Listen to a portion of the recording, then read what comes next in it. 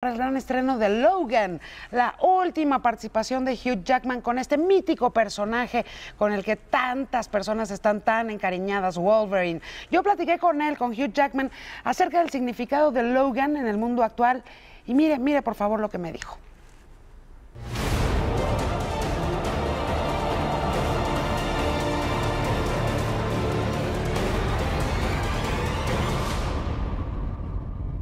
Hugh Jackman, what a wonderful comeback. This is the last appearance of Logan, With me playing it. Okay, at least with you Someone playing else it. will do it, yeah. Fantastic hero that has like stole everybody's hearts. Oh, thank you. I can't believe I've had the opportunity to play this great character for so long. I mean, I never thought it would last this long. Never even dreamed to think about it, you know. But this film is very, very personal to me. It's been really most of my career. I've been playing Logan, and I knew this was going to be the last one. Do you think that this Logan decides to hide or decides to resign? Oh yeah, it's his choice for sure to Which one of them? Which is to protect, you know, Patrick Stewart's character. He doesn't want to be found, and he certainly doesn't want to be known as Wolverine. That part of his life, for personal reasons, he just wants to live. He's a limo driver. He's trying to make ends meet and just live day by day, and hopefully one day buy a boat and just go out into the sea. That's sort of his only ambition in life, really. X-Men and Wolverine has always been about differences, differences like being superpowers, you know. In these days, in worldwide, not just in the continent, in the U.S., in Mexico, we're going to talk about that. But these days, we feel like differences are dangerous, and so they decide to hide. Logan and Xavier and you know, like everybody who is different from the others. Yeah. I think this is a perfect movie for these times.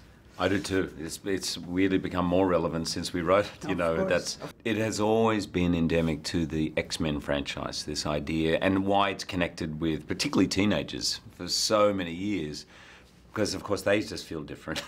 Am I proud of myself, or am I embarrassed by who I am, and all those feelings of identity, and that is at play here. And I think what's interesting is you have a character that seems really removed and detached and desperately trying not to be drawn in, whether he sees injustice, whether he sees hatred, whether he sees all these divisive. He's not going to save the world. He's not going to try and change things.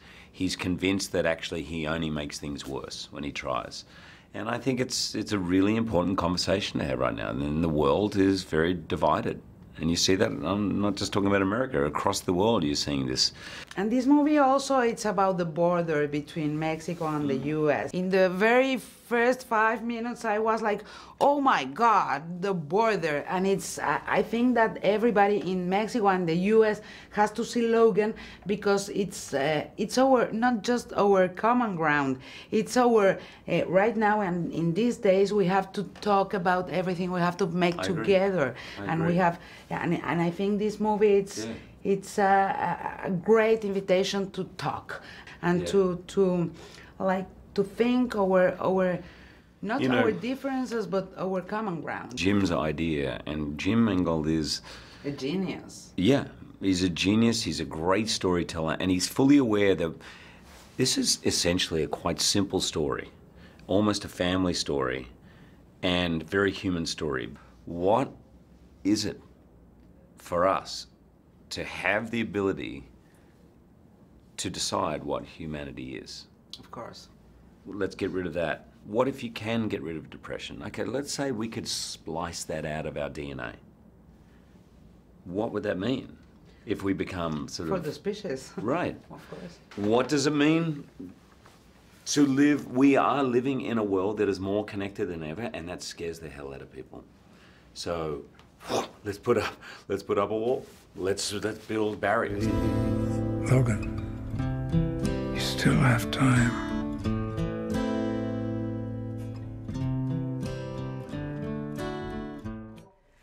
Bueno, como una invitación adicional, ya lo platicaba ayer en la conversación que tuve con el director de esta película, con James Mangold, la próxima generación de mutantes, esta chiquita que veía usted ahí en pantalla, es una nena mexicana.